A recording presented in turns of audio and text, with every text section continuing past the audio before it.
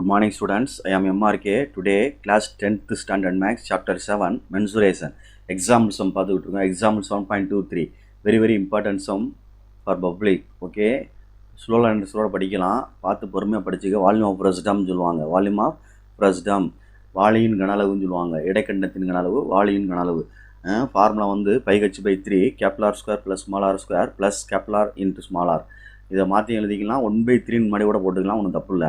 இதனுடைய டெப்த்து அப்படி என்னென்ன கொடுத்துருக்கு அப்படின்னு பார்த்தீங்கன்னா, டெப்த்துக்கு ஹைட்டு கொடுத்துருக்கோம், இந்த 45 சென்டிமீட்டர். அடுத்து top of the radius, bottom of the radius கொடுத்துருப்பாங்க. பெருசு எது இருக்குன்னு பார்த்துக்க. ரேடியஸில் ரெண்டு மேல் பகுதியும் கீழ்ப்பகுதியும் ரேடியஸ் கொடுத்துருப்பாங்க. Capital R 1, small r 1. Small r என்ன கொடுத்துருக்கு? 7 சென்டிமீட்டர் ரேடியஸ் கொடுத்துருக்கு. Volume of frustum formula apply பண்ணி ஆன்சர் எடுத்திருக்கேன். இதை ஃபுல்லாக ஆட் பண்ணி மல்டிப்ளை பண்ணி ஆட் பண்ணிட்டேன். ஆட் பண்ணால் என்ன வருது அப்படின்னு மட்டும் பாரு. பொறுமையாக ஹேண்டில் பண்ணிக்க.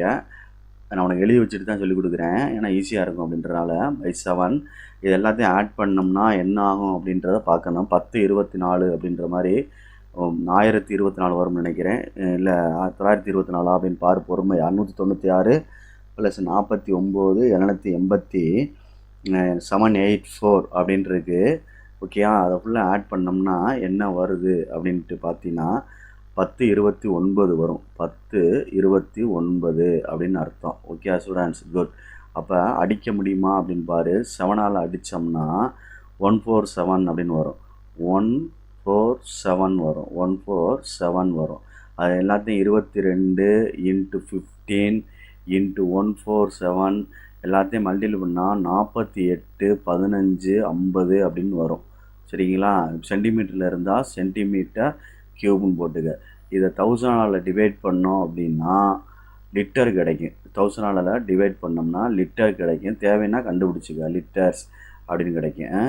3 டிஜிட் தள்ளி புள்ளி வச்சோம்னா 48.15 48.15 அப்படின்னு கிடைக்கும். 48